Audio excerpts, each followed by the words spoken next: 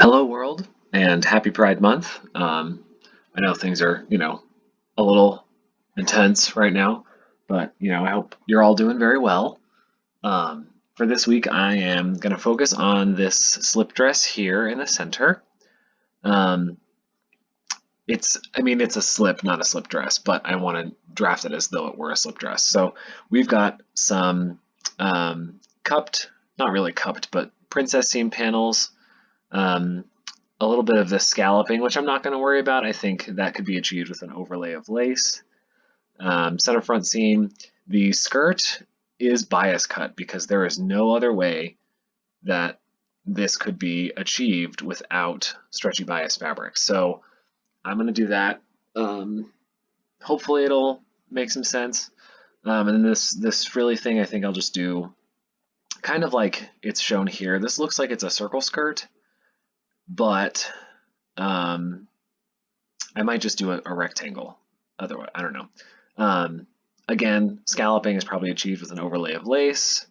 So here we go. Oh, also you can't see the back, but I'm just going to guess that it goes over the bust, under the arm, and then is sort of a flat back or, plain back. So I've started with our handy dandy contour lines. I do want to remove this one so that I'm not confused, but I'm going to do the same thing I did last week, and I'm going to draw over what's already here to achieve our pattern, just because I think it's faster that way. So this is probably 2 inches above the bust to 3 or 4 inches above the bust. So let's start zooming in over here, and I can bring this over here for now just so we can see what's going on. Let's get a box that is 2 inches, 2 by 2. And I'm going to line that up with our bust line. That seems a little tall. Maybe it would be best to make this a 1 inch. And then I'm probably going to draft this up to this circle that's up here. I think that'll look best. And that's probably mid-shoulder. Yeah, I'm going to go with mid-shoulder. Okay, so from here, let's throw a guideline in because I want to be able to draw without this box being in the way. I'm going to do this. We're going to start. This is pretty angled, so I don't think it really needs to be a smooth curve. And then this, this actually I want to be a little higher. Let's do this where it says 5 inches. And then, do I need to go that far to the bust? I kind of don't mind that. I think it'll be okay. And for now, these are just guidelines anyway, so I can readjust things as I see fit. Now for this, I would say this is probably about 5 inches for the center front line. Let's grab a box 5 by 5. And then we'll just throw this over here, because that would be the waistline, and then it would come up underneath the bust. Yeah, I think that looks good. Okay, another guideline there. Actually, zoom in because that did not snap like I wanted it to. And then I need to unlock my guides and move this one just up to there. And I'm going to relock my guides just because this works a lot easier to connect points. Okay, so from here, I want this to come up. I mean, it looks pretty intense here. Like the bust point would be about there, and this comes down maybe 2 inches, maybe 1.5 inches. The circle I have that's here is 3 inches. So let's go to that dart point and then back out to here. So that's a pretty good shape, I think, for these pieces. And I'm going to use a lot of my contour lines because I want this to fit pretty well. So let's get going. I'm not going to use the bust span, bust bridge dart line. I don't think I need it. And then there's going to be one line that goes through here to separate those pieces. So I get two little diamond-ish shaped pieces. I'm trying to decide where it would be best. I think it's probably a good idea for me to close the dart that's here and open it up here. So let's pretend it exists there, and we're going to sort of close that shape. And then I want to move that to our bust point and use the snipping tool to cut it. And I want to take this upper portion, we're going to cut that here as well. And so I'm just taking this shape and rotating it along the bust line and closing it like I would any other pattern. And so now all of our bust fullness from the side is up through the top. And then I can continue changing my lines. Actually, I don't need this anchor or that anchor anymore. So I'm just going to delete that and delete that. All right, let's zoom in. I'm going to draw this to here, and then along our bust line. And is that going to close the shape the direction I want it to or not? Whoa, what did I just do? Undo that. Let's do our click, drag, and join for this shape. And let me see what happens when I scooch it. Ah, that's not what I wanted to do. This connected things in a very strange way. I'm going to cut this and see if I can't just get this half of it. Nope, still not quite right. But I can cut this one here. Let me cut it. Why? What is attached where it shouldn't be? Okay, that's why it was confused. All right. Let us, when the anchor points are overlapped, Illustrator just can't figure it out.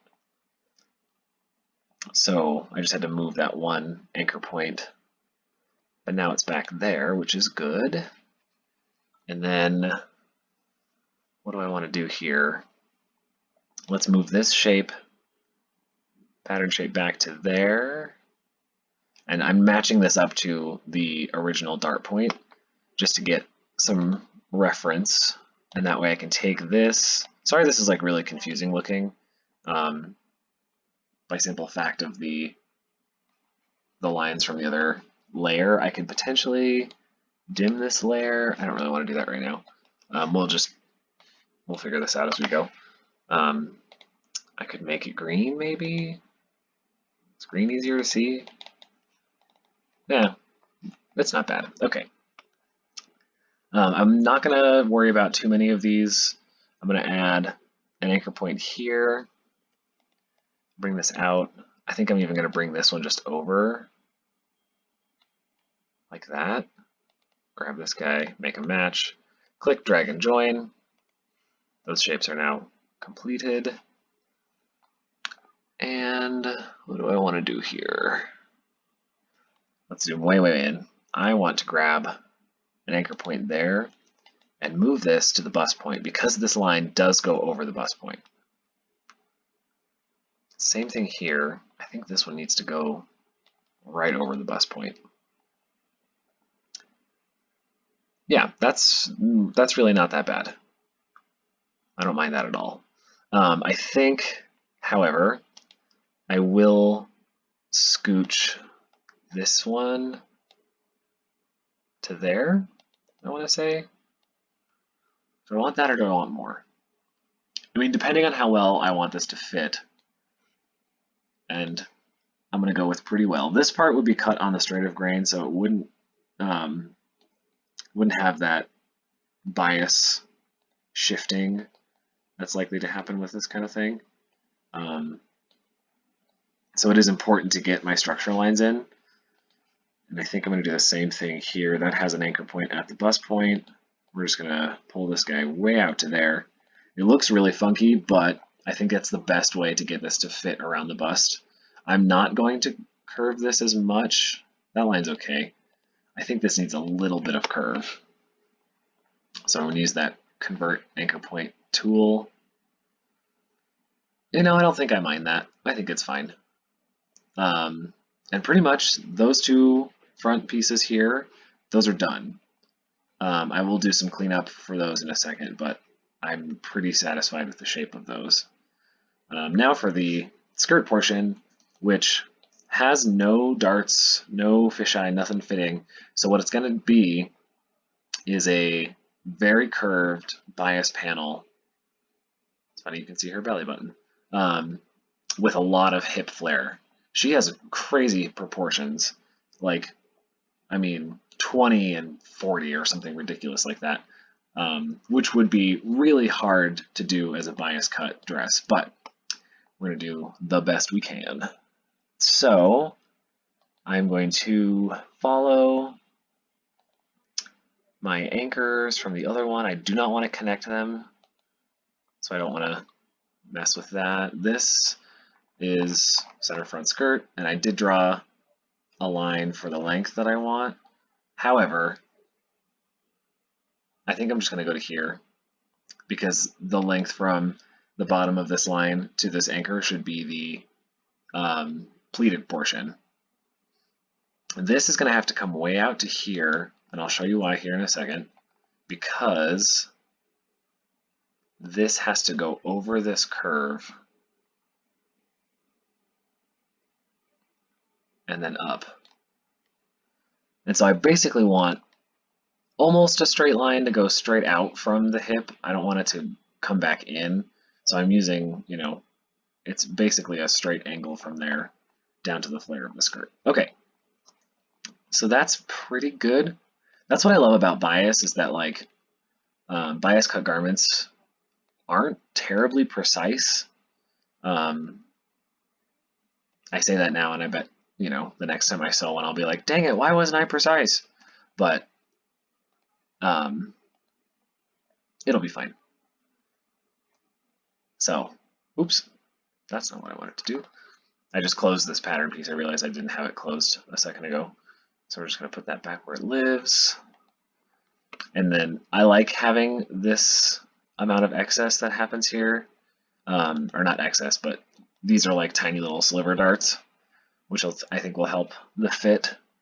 Something I want to do, which is going to make me really nervous, but I'm going to draw just a little pretend dart line like this. I am going to close half of this dart intake, which is really nerve-wracking, but I need this to fit well enough, and this has to be a pretty extreme curve, as you can see from here. So, best option there. I'm going to use this as a little guide, and I'm going to grab these two anchor points, and I'm just going to nudge them until they match there on the guideline of the fisheye dart, which makes this funky, but that's okay. I'm going to fix the curve on this. This will just do more of a straight line, and that'll stay a little angled. I don't mind that. Now this little guideline can go away. So that's pretty much the front. It's real funky, and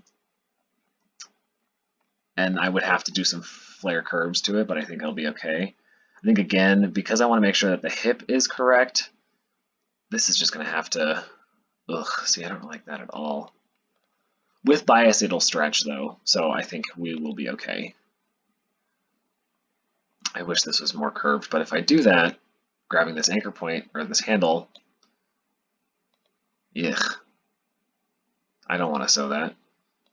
Okay, we'll just leave it where it was. So that's the front pretty close to done. The back is going to be very similar. And I'm probably just going to follow this line. So it depends on where this matches side seam wise. And all I have to do is take the direct selection and grab these two paths, Control C, Control V, and that gives me those two paths. And then I'm going to nudge them. Actually, I'll just move them. Move them to here, and then rotate to fit. And I realize these are not a straight line. So I will do one section, and then I will do the other section, and we are fairly close. So I was yeah, pretty good there. Just for the sake of consistency, I'm probably going to do some pieces, some piecing, because the other one has it too. This line can go away. Oh, dang it, I hate when it does that. I meant to connect it to the other line, not the one that was there. Okay, so there's that. And we are following our pink contour lines because they are going to ensure a close fit. This will start from here, contouring all this in. Now, I'm not sure if it would be best to do a similar pointy thing in the front, or as the front. I don't think it's necessary. But that was a good point that I just had in my head. This portion of the skirt does need to come up that high on the back, if that makes sense. Hold on, it will. So when I measured this, I did this wrong. That's okay. I'm going to make this pink so we can see it. And then let's rotate this path. This was my side skirt, which that's fun. That matched up really well. So our back pieces have to start at that line. And that is just so that the skirt panels will match. And so as opposed to sewing back panels that go to the waist to a skirt panel in the front that goes, it would be awkward. Yeah, so I'm just going to do this like this and scoop my anchor points until they match, and then some straight lines. Let's zoom in. I did skip it, or I missed it, so let's just throw these all the way up to, get out of there, pink line. I don't need you now.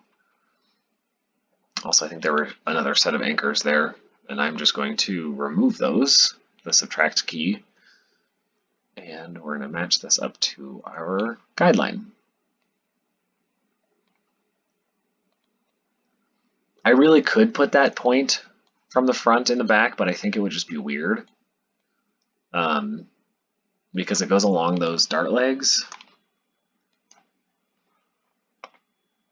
And since that has to be there, I suppose I could do it backwards. I mean, I could take these two and drag them down. You know, I don't hate that. I think this will be fun. Let's find out. Okay, so that's the back panels that are basically done. Let's grab this.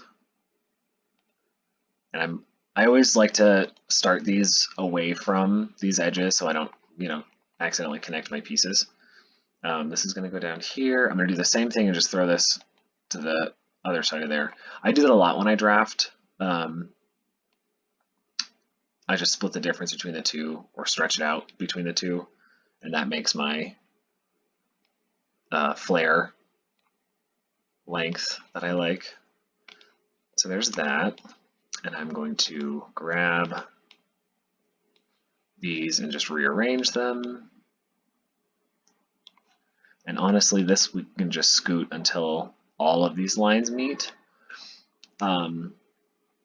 Thinking about it now, these patterns would not match. And so this whole side, this has to be shortened. How do I want to do that? I am not sure. All right, let's figure this out. I clipped some of these. I'm going to add an anchor point at that intersect and subtract there. And then at that intersect, it'll let me. Come on. can see the line, add a point, thank you. Okay. So probably what would be easiest to do is to just scoot each half of this until they match or until they meet in the middle, which is probably what I should have done in the front. I'll figure that out later. Let's grab a guideline. God, I hate doing that. Control Z, get rid of that guideline that I screwed up because my mouse got stuck. Okay. Add anchor point there. Cut it because these are going to overlap. And so that, I say this all the time, I'm going to split the diff. Let's move these guys out of the way, just nudging them. And by splitting the diff, I mean I'm going to nudge that one until it meets, and then also nudge this one until it meets. Wow, too much. Just like that. Yeah, actually, I like that shape. I'm going to do the same to the front. We're going to come back to that. And then also, I'm just going to match. I want this point to be pretty exaggerated. So I just lowered that one down, and now it's connected. This anchor could, yeah, I just nudged it so that it's another extreme waist to hip ratio. And then I'm just gonna grab that anchor point from this hip here and give it a lot of curve, about to where the other one curves or crosses that line, so just about mid-hip. It's going to be pretty crazy, but I think it'll look nice. All right, back to this. Doing the same thing I did before. Cutting that. This will give me a better idea of how well these two will match. And it's fine that they won't line up to the original center front of the pattern, just because it's bias and it'll stretch. And so bias, it'll stretch around the body and shorten the length. Also, I just forgot that you guys can only see my screen and not my hands, but I just, I explained that with hand motions. So I'm going to scoot this until that anchor point matches there pretty well. I can actually just grab this with my regular selection and find where it's going to overlap over that anchor. Same here until these two match. Click, drag, join. Beautiful. That's better. So it is narrower, which is fine, because these will eventually, once they're made of a bias cut fabric, it'll stretch around and they'll fit just fine. Yeah, so what I need to do now is I want to make sure that that hem is pretty. So we're going to do a circle that is 7.95 by 7.95. Nope, not 79.5, 79.95. And that's our waist circumference. And then we're going to do another one that is 7.95 plus 64. And that is because it is the length of the skirt from the waist to the hem. So 71.95, which you can't see because it's huge. That does look really big, but I think that's the math I did earlier. Just snap. Wait. Why do you not want to snap to the circle? There we go. Okay. Let's grab these, scoot them out in space. I both appreciate and dislike the that like double click to isolate key or whatever. I think it's kind of annoying. Unless I actually need it, which right now I don't, but sometimes it works, sometimes it doesn't. Okay, we're gonna rotate from, actually, where is, I should have planned this a little better. We're gonna throw this here. We're just gonna have to ignore the guideline that I drew. And that way I can line up this anchor to this anchor. Brilliant. Okay. And rotate so that our hip, or that our waistline fits the skirt. I think I did the math a little wonky. Oh, no, that's because of the frilly thing at the bottom, the rectangle that I was going to do. Let's make this, let's make this 12 inches shorter. I wonder if it'll let me do it.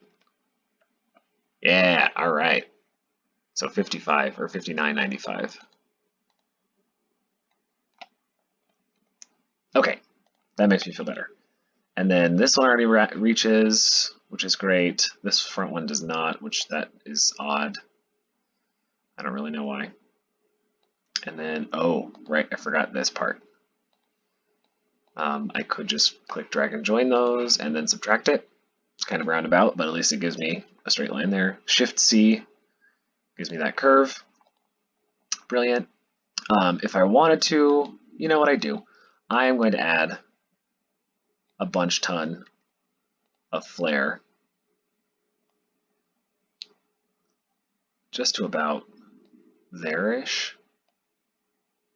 And we're just going to make that hem match a little better. That's a challenge when you've already done the Shift-C. The hems for bias cut things almost don't matter as they are plotted. And I mean that by like how I drew them on the pattern. Because once you cut it out, you have to let a bias hem settle for a day.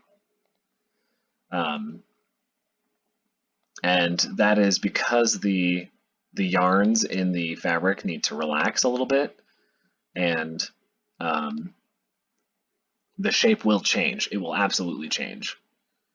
You want to try to get as close as you can before you let it hang, but shape-wise, I mean. But it will, sometimes it'll get wavy.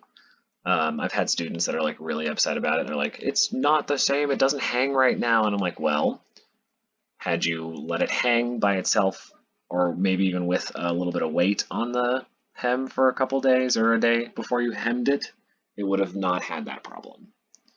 And then they get mad and then they storm off in a huff. But, okay, so we're doing the Shift-C and adding a curve to that. These are pretty huge. The only thing stopping you from making these like gigantic, ridiculous hems is the width of your fabric. And that is challenging, especially on bias, to do the math for. But these are basically done. Let's throw them back over here and rotate them to where we want them. Put this back on there and grab, whoa, keep hitting the right click. That's not what I want to do. Because these are bias cut panels, it is likely that they would be cut on, not cut on fold, but they would not have a center seam, because that would also create some weird stretching. So let's get rid of, now that these are basically done. They're not the prettiest patterns, but let's get rid of that so we can see what's happening. So these are pretty huge, which is fine. I'm gonna grab these upper portions and just scoop them way up here. So what needs to happen is that these need to be mirrored. And so usually I'll just take my direct selection and remove their center back or center front line, and then transform, reflect across the vertical, and copy it. And that's our new pattern shape, which is pretty rad that it works that well. Wow, keep hitting the Z, and that's why we were jumping a zoom. Very important though to zoom in and match the anchors. So if I just grab this anchor, I can do that thing just like that. Okay, click, drag, join, beautiful corner. Coming down to the bottom, holding the Shift key to get the to get it to scroll faster. And then I realize now that this needs to scoot just to there so we can get some reference on that guideline. And then that's funny, split the difference between the two. Again, double click things sometimes helps. This time it does not. Okay, and then I can click, drag, and join that one. And this is an awkward anchor because of the way that the handles work. If I zoom out, you can see that they're both pointing down. So I like to corner those, curve those, there we go. Sometimes you have to go back and forth by corner and curve.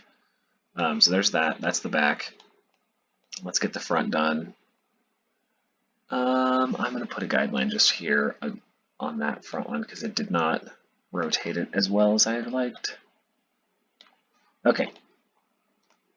This part is tedious, but it'll make your pattern a lot easier to deal with. Transform, reflect, vertical, copy. And this one I think snapped. Good, it did. So then I can click, drag, and join. My two anchor points, you can't only see one. So that's one, scrolling down with the shift key. These two overlapped really well. Click, drag, and join those. Hit the curve, nice and smooth. And now I've got ridiculous patterns. So these ones I'm not gonna mirror because these you would just sew like normal, and because the pattern shows a very clear seam down the center front. And then so I'm just guessing that there's a very clear seam down the center back as well. Let's get rid of our guides so that you guys can see what I'm doing. Clear them. Boom. Okay. So these patterns are ridiculous. And actually, that's our center front. I'm going to overlay our center back, matching our waistline notches if I can. Actually, I'll just match the... I don't want to do that. Sometimes I wish that anchor go away. But I want this to be centered over like that. Okay. Just because the back doesn't need this much flare, I'm just going to scooch it to match the front, which does weird things to all of my anchors, but it'll be fine. I'm just going to shorten these handles until they match better. Like I said, the hem is going to change shape anyway, almost regardless of what I do as I'm cutting it out, so it doesn't really matter. All right, now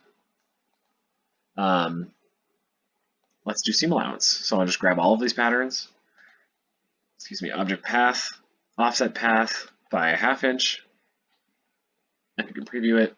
One of the shapes I thought was not correct. No, they're all good. All right, there we go. So we can do, this is our center front, Control G to group these two together.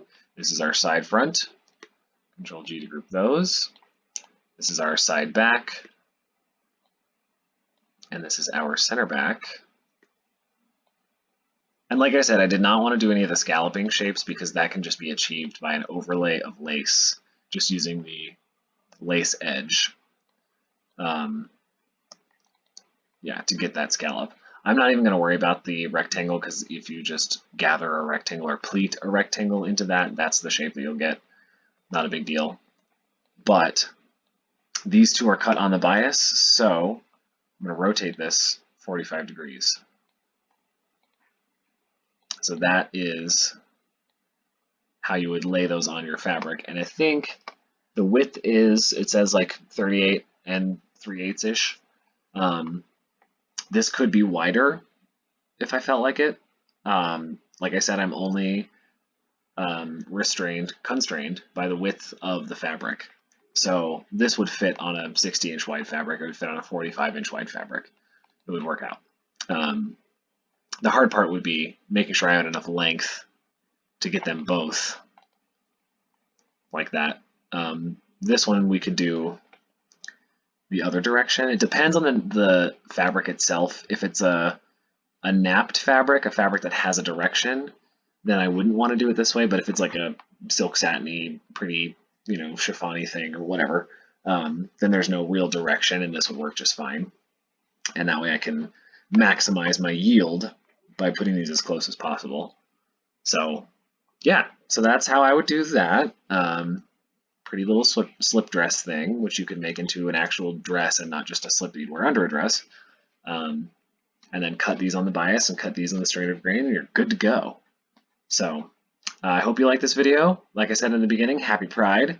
Um, and yeah, let me know if you have any questions, comments, send me some love, hit that subscribe button, give me a thumbs up, and I hope you have a great month.